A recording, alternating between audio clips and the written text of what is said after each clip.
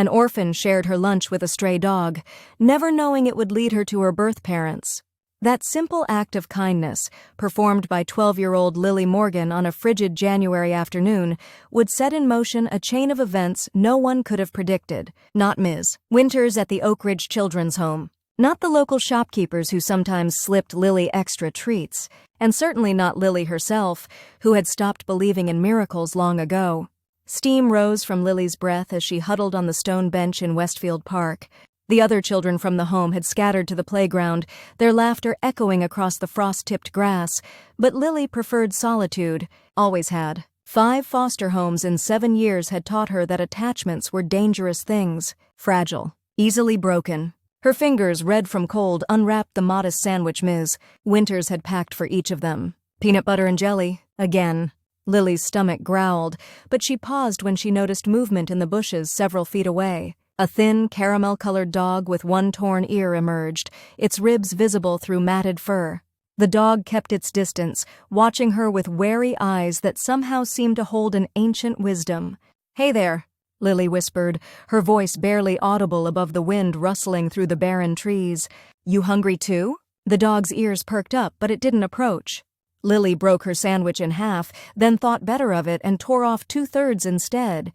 She placed the larger portion on the edge of the bench and turned away, pretending not to watch as the dog cautiously approached. "It's okay," she murmured. "I know what it's like to be hungry," and she did. Before Oak Ridge, there had been the Petersons, who locked the refrigerator at night, and before them, the Crawfords, who used food as both reward and punishment. Her earliest memories were of hunger, physical and otherwise. The dog inched forward, snatched the sandwich portion, and retreated several steps to devour it. Lily smiled, a rare expression that softened her solemn face and hinted at the beauty that might someday bloom there. "Good, right?" she asked, taking a small bite of her remaining piece. To her surprise, after finishing its portion, the dog approached again, this time sitting just a foot away from the bench. Its tail swept a semicircle in the frost. "I don't have any more," Lily said, showing her empty hands. "Sorry," but the dog didn't leave. Instead, it edged closer until its head nearly touched her knee. Something about its patient presence brought a lump to Lily's throat. She reached out slowly, giving the animal time to retreat if it wished, and gently touched the top of its head. The fur was coarse but warm. The dog leaned into her touch, and something broke open inside Lily's chest, something that had been frozen for a very long time. "I'm Lily," she whispered, as if making a solemn introduction. "I don't know if you have a name." When Ms. Winters' whistle pierced the air, signaling the end of park time, Lily reluctantly stood. "I have to go." She glanced toward the gathered children, then back at the dog. "Maybe I'll see you tomorrow?" The dog watched her walk away, its head tilted in that curious way that made Lily wonder if it somehow understood everything she'd said. That night, as she lay in her narrow bed listening to the soft breathing of 3 other girls sharing her room, Lily found herself thinking about the dog. Not just its hunger, though that bothered her, but its eyes. There had been something in them that felt like recognition. Sleep came slowly, and when it did, she dreamed of running through sun-dappled woods with the caramel-colored dog at her side. The next day, rain pounded against the windows of Oak Ridge, canceling the park outing. Lily pressed her forehead against the cold glass, watching rivulets of water distort the outside world. She wondered if the dog had found shelter. "You're quiet today, even for you, Ms. Winters observed, pausing beside Lily with a basket of laundry. "Everything all right?" Lily shrugged. "Just thinking." "About?" "There was a dog at the park yesterday. Hungry. Probably doesn't have anywhere dry today, Ms." Winters' face softened. At 52, she had seen hundreds of children pass through Oak Ridge, yet somehow maintained the capacity to care about each one's concerns. "Most strays are resourceful, Lily. They find ways to survive." "Like us?" The words slipped out before Lily could stop them. "Ms." Winters set down her basket and knelt to Lily's eye level, her knees cracking in protest. "You're survivors, yes. But you're not strays. You have a home here, even if it's temporary." But it wasn't home. None of the places had ever been home. Lily nodded anyway, not wanting to hurt the older woman's feelings. "I saved half my breakfast roll," Lily said, "in case we went to the park today." "Ms." Winters smiled. "That's very kind of you. We'll go tomorrow if the weather clears." But Lily couldn't wait that long. After lights out, she slipped from her bed, retrieved the wrapped roll from beneath it, and crept down the back stairs. She knew the alarm code, had watched Ms. Winters punch it in countless times, and the exact place to push on the kitchen door to prevent it from squeaking. The night air hit her like a physical blow, cold and damp, smelling of wet pavement and something green and alive beneath the city's usual odors. Lily pulled her thin jacket tighter and began the 6-block walk to the park, grateful for the full moon that illuminated her path. The park was transformed at night. The friendly climbing structures looked like the skeletons of strange beasts, and shadows pooled in places that seemed perfectly innocent by day. Lily's courage nearly failed her, but then she thought of the dog, possibly huddled somewhere cold and wet. "Hey," she called softly, approaching their bench from yesterday. "Are you here, dog?" Nothing stirred in the silent park. Lily sat on the wet bench, the cold immediately seeping through her pajama pants. She unwrapped the roll, tore it into pieces, and arranged them in a small pile. "I brought this for you," she announced to the darkness. "I'll leave it here." As she stood to go, a low whine emerged from beneath the nearby gazebo. The caramel dog crept out, more bedraggled than before, its fur dark with rainwater. "There you are!" Lily's whisper was jubilant. "Come on, I brought food." The dog approached with more confidence today, gobbling the bread quickly. When finished, it pressed against Lily's legs, nearly knocking her off balance. "You need a name," she decided, scratching behind its ears. "How about Chance? Because we both got a bad one." The newly named Chance licked her hand, its rough tongue warm against her cold fingers. "I have to go back before they notice I'm gone," Lily told the dog. "But I'll come again. I promise." Chance followed her to the park entrance, and for a terrible moment, Lily thought the dog might try to follow her all the way to Oak Ridge. "You can't come with me," she explained, her voice thick. "They don't allow pets, but I'll be back tomorrow, okay?" As if understanding, Chance sat, watching as she turned toward home. Halfway down the block, Lily looked back. The dog remained at the park entrance, a sentinel in the moonlight. She made it back to Oak Ridge undetected, crawling into bed with cold feet but a strangely warm heart. For the first time in years, she had a secret that brought joy rather than shame. She had a friend. The next morning the sun returned, burning away the rain clouds and drying the puddles that dotted the playground. Ms. Winters announced they would indeed visit the park that afternoon. Lily carefully saved most of her lunch, wrapping it in a napkin and secreting it in her pocket. Her entire body thrummed with anticipation as the line of children walked the familiar route to the park. "You seem different today," observed Mia, a recent arrival to Oak Ridge who had claimed the bed beside Lily's. "Almost happy." Lily shrugged, uncomfortable with being noticed. "It's sunny." When they reached the park, Lily broke away from the group and hurried to the stone bench. "Chance?" she called softly, scanning the bushes and trees. Nothing. Disappointment pressed down on her with physical weight. She sat on the bench, the wrapped food heavy in her pocket, and tried not to cry. Stupid, she thought. Stupid to care this much about a stray dog that had probably forgotten her already. A warm weight suddenly landed on her lap as Chance appeared from nowhere, front paws on her thighs, tongue lolling in what looked unmistakably like a dog's smile. "You came!" Lily wrapped her arms around the dog's neck, burying her face in the coarse fur. It smelled of outdoors and something indefinably dog-like, but she didn't mind. "I brought you something better than bread today."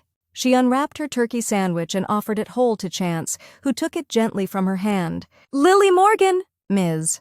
Winter's voice cut through her happiness. "What on earth are you doing with that filthy animal?" Lily's heart plummeted. "He's my friend," she said, standing protectively in front of Chance. "He's hungry." "Ms." Winters approached cautiously. "Stray dogs can be dangerous, Lily. Some carry diseases." "He's not dangerous," Lily insisted. "He's gentle. Look." She demonstrated by petting Chance, who leaned against her leg. "Ms." Winters sighed. "Even so, you can't be feeding your lunch to strays. You need that food yourself." "I'm not hungry." The lie came easily, though her stomach chose that moment to growl traitorously. "Ms." Winters studied the tableau before her, the thin, defensive girl and the equally thin dog united against the world. Something in her expression shifted. "That dog needs a bath and probably a vet visit before it's safe to be around children," she said finally. "And you need to eat proper meals." Lily's hopes, briefly raised by Ms. Winters' softening expression, crashed again. "Yes, ma'am. However, Ms." Winters continued, "If you're determined to help this animal, perhaps we can find a more appropriate way." Lily looked up, hardly daring to hope. "What do you mean?" "I know someone at the animal shelter. If we bring the dog there, they can check him for a microchip, make sure he's healthy, and if he doesn't belong to anyone—" She hesitated. "Well, we can discuss next steps then. They won't put him to sleep, will they?" Lily's voice rose with panic. "Not if I ask them not to, Ms. Winters promised. "Now do you think your friend will let me put this around his neck?" She unwound her scarf. Chance, as if understanding the gravity of the moment, allowed the makeshift leash to be looped around his neck. Together, the odd procession, Ms. Winters, Lily, Chance, and a straggling line of curious Oak Ridge children made their way to the nearby animal shelter. The shelter staff were kind but busy, explaining that they would need to keep Chance for at least 72 hours to check for a microchip and give any potential owners time to claim him. "But no one's looking for him," Lily protested. "He's been living in the park." "Protocol, sweetheart," explained the intake volunteer, a woman with kind eyes and a colorful tattoo of paw prints climbing her forearm. "But you can visit him tomorrow if your guardian brings you." Lily looked pleadingly at Ms. Winters, who nodded. "We'll come after school." As they prepared to leave, Lily knelt beside Chance, who was already looking cleaner after a quick preliminary wipe down. "I'll be back tomorrow," she whispered fiercely. "Don't think I've abandoned you." The dog licked her face once, a gesture that felt like a promise. True to her word, Ms. Winters brought Lily back the next day. Chance greeted them with ecstatic energy, looking transformed after a bath and medical check. "Good news," said the same volunteer, whose name tag read Tara. "He's healthy apart from being undernourished. No chip, no collar, and no one's called looking for a dog matching his description." "So what happens now?" Lily asked, arms full of wiggling, happy dog. "Well, technically he goes up for adoption," Tara said. "But—" She glanced at Ms. Winters. "Your caretaker and I had a chat this morning. There might be another option." "What option?" Lily looked between the adults, hardly daring to hope. Ms. Winters cleared her throat. "Oak Ridge has been considering a therapy dog program for some time. The board approved a trial run this morning." Lily's eyes widened. "You mean—" "Chance would need proper training, of course," Ms. Winters continued. "And you'd need to help with his care. It would be a big responsibility." "I can do it," Lily said immediately. "I'll do anything." "I believe you will," Ms. Winters smiled. "Now there's paperwork to fill out." The next few weeks passed in a blur of joy for Lily. Chance adapted to life at Oak Ridge as if he'd been born for it, charming even the most reluctant staff members with his gentle demeanor and seemingly infinite patience with the children. A local trainer volunteered services after hearing the story, and Lily devoted herself to learning alongside Chance. For the first time in her life, Lily felt needed, important. The other children, initially jealous of her special status as Chance's primary caretaker, soon came to respect her obvious devotion and skill with the dog. "You're really good with him," Mia observed one afternoon as they watched Chance perform a series of commands perfectly. "It's like you can read each other's minds." Lily smiled. "We understand each other, that's all." And they did. Something in Chance's patient eyes and steadfast loyalty spoke directly to Lily's heart, healing places she hadn't even known were wounded. Spring arrived, painting Westfield Park in pastels and warming the stone bench where their friendship had begun. Lily and Chance visited often, sometimes sitting quietly together, sometimes playing fetch with a tennis ball donated by one of the staff. It was on one such afternoon in late April when everything changed again. Lily had thrown the ball far across the grass, watching with pride as Chance bounded after it with athletic grace. As the dog retrieved it, Lily became aware of someone watching them from a nearby path. A woman stood partially concealed by a budding maple tree, tall and slender with chestnut hair that caught the sunlight. Something about her intense focus made Lily uneasy. "Come on, Chance," she called, suddenly eager to return to the group. The dog trotted back, dropping the ball at her feet, but instead of picking it up, Lily clipped on his leash. "Let's go." As they turned to leave, the woman stepped forward. "Excuse me," she called, her voice musical but uncertain. "That dog, where did you find him?" Lily tightened her grip on the leash. "Why do you want to know?" The woman approached slowly, as if afraid of frightening them away. "He looks exactly like a dog my husband and I lost almost 2 years ago. His name was Rusty." Chance's ears perked up at the name, and he strained toward the woman. "His name is Chance," Lily said firmly, fear making her voice sharper than intended. "And he's our therapy dog." The woman stopped a respectful distance away, her eyes never leaving the dog. "May I?" she asked, extending her hand. Everything in Lily screamed to run, to protect what was hers, but Chance was already pulling toward the stranger with undisguised enthusiasm. With deep reluctance, Lily allowed the woman to approach. Chance went wild with excitement, jumping up, whining, his entire body waggling with joy. "Oh, Rusty," the woman whispered, kneeling regardless of her neat slacks and burying her face in the dog's fur. "It is you. How do you know?" Lily challenged, still disbelieving. "He doesn't have a microchip." The shelter checked. "The chip must have failed," the woman said, wiping tears from her eyes. "But I know my Rusty.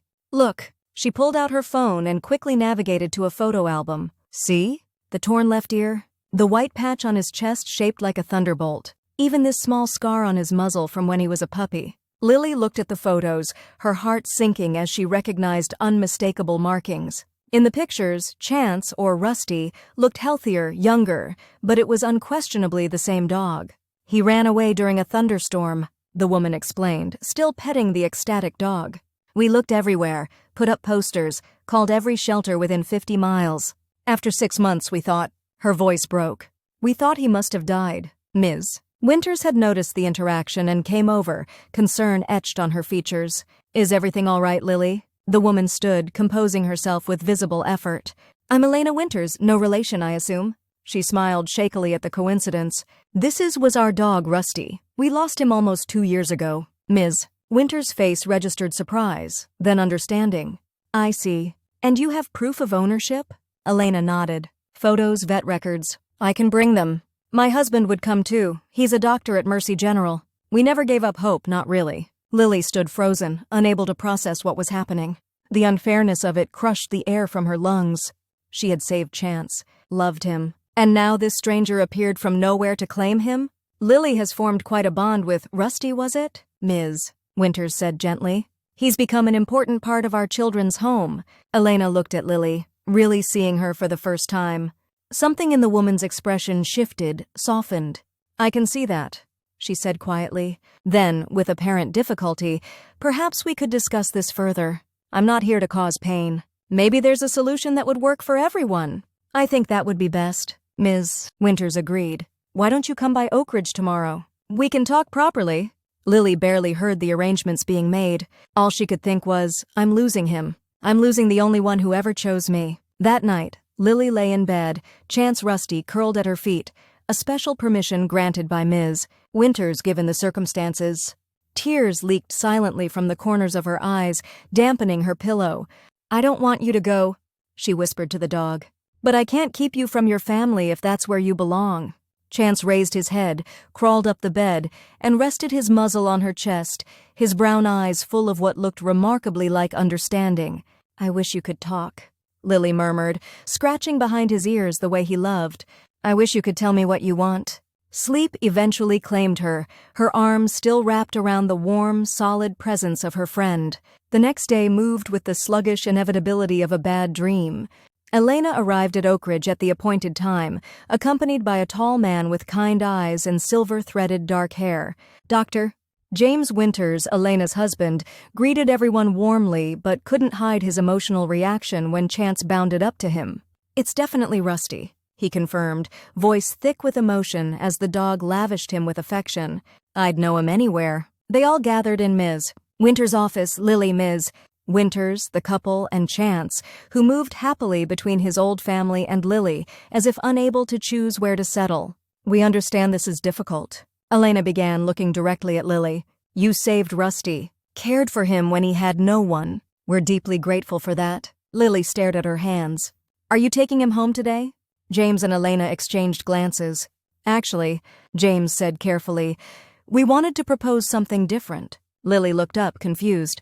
"Rusty has obviously formed an incredible bond with you," Elena continued, "and it's clear that he's doing important work here with all the children. We've been talking," James added, "and we wondered if a shared arrangement might be possible." Ms. Winters leaned forward. "What kind of arrangement?" "Rusty could remain here during the week, continuing his therapy work," Elena explained, "and perhaps spend weekends with us. We live just 20 minutes away in Maple Heights. More importantly," James said softly, "we hoped that you might visit with him, Lily. We'd like to get to know the person who saved our dog. Lily frowned, suspicious of their motives. Why? Elena and James exchanged another look, this one heavier with unspoken meaning.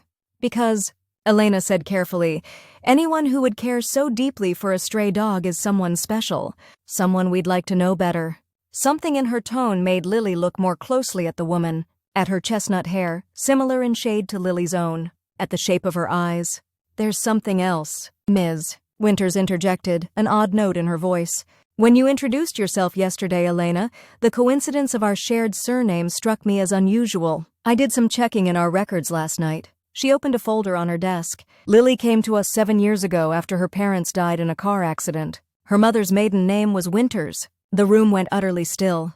Elena, James said quietly, reaching for his wife's hand. Didn't your brother, Michael, and his wife died in a crash on Highway 16?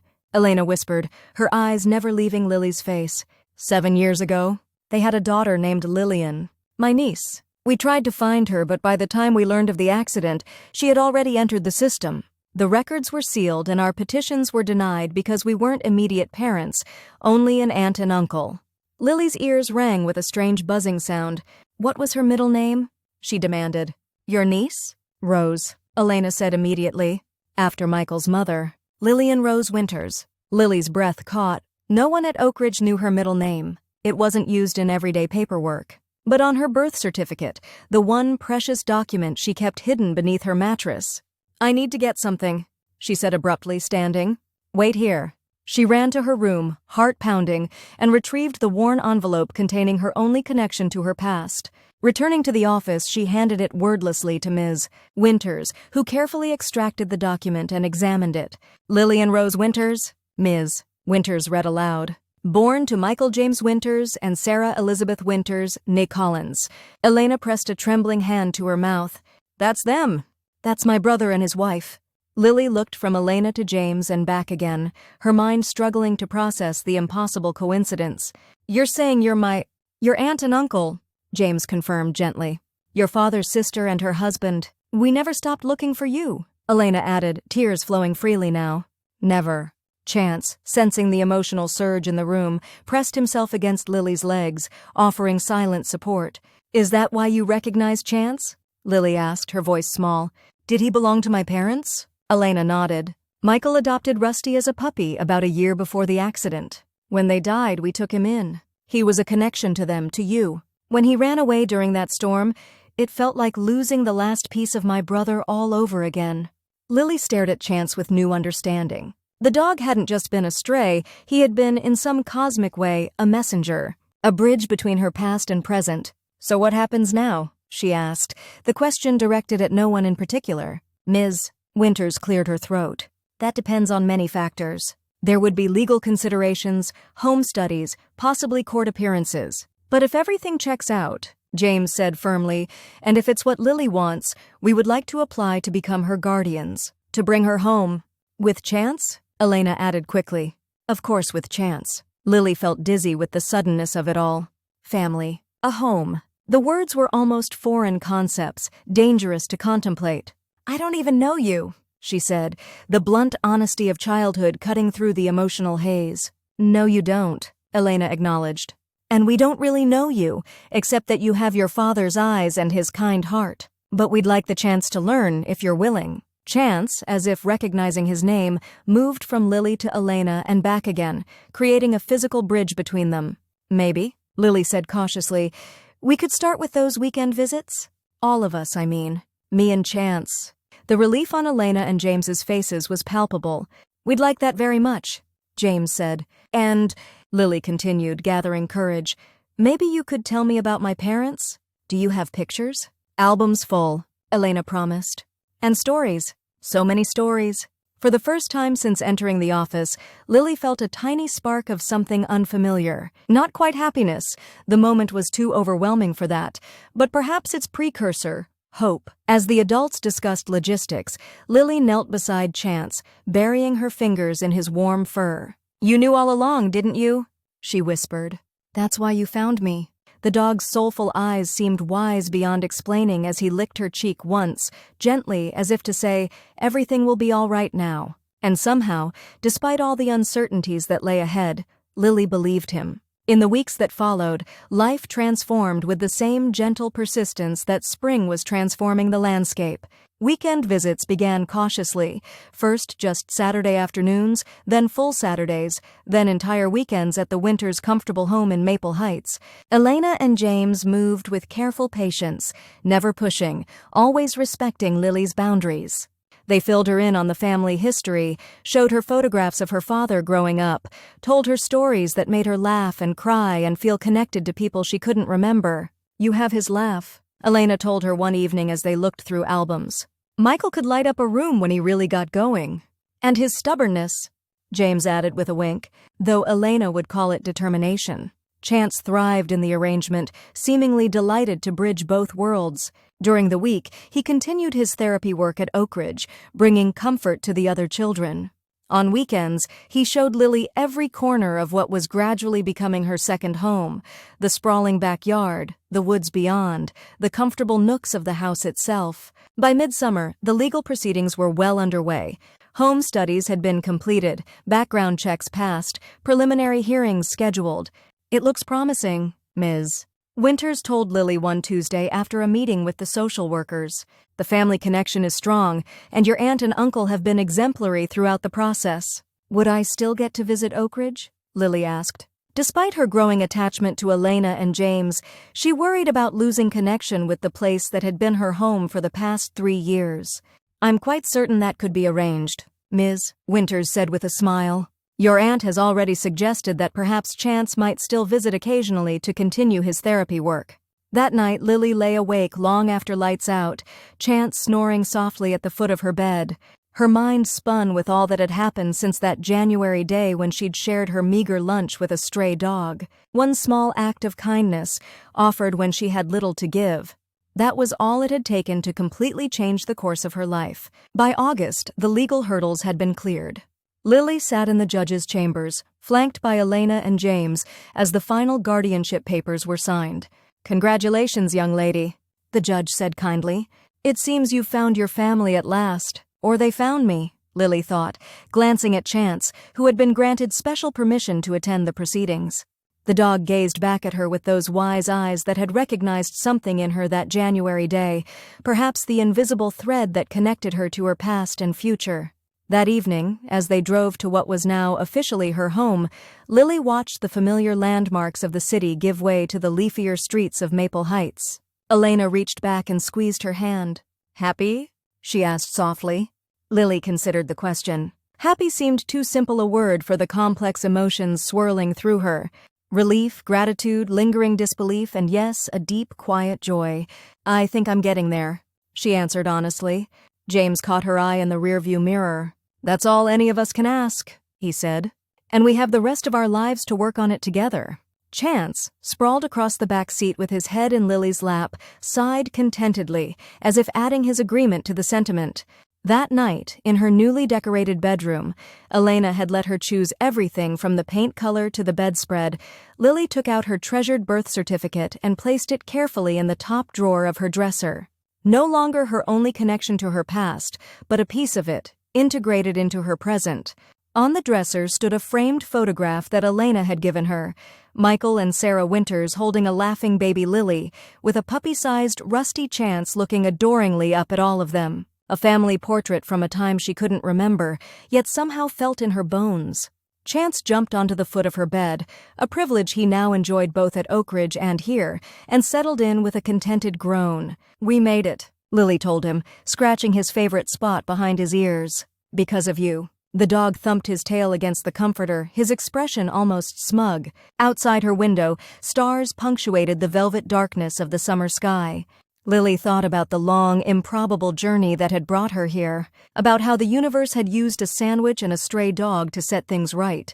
In the quiet of her new room, surrounded by tangible evidence of being wanted and loved, Lily finally allowed herself to believe in the possibility of permanence, of belonging. It had started with the smallest act of kindness, an orphan sharing her lunch with a stray dog, never knowing it would lead her to her birth parents' family, to a home, to healing. And in that simple beginning lay the most profound truth Lily had yet discovered, That compassion, offered without expectation of return, somehow always finds its way back to the giver, often bringing gifts beyond imagining. Chance sighed in his sleep, and Lily smiled in the darkness. Sometimes, it seemed, second chances came disguised as first ones. You just had to be hungry enough, or perhaps kind enough, to recognize them when they appeared.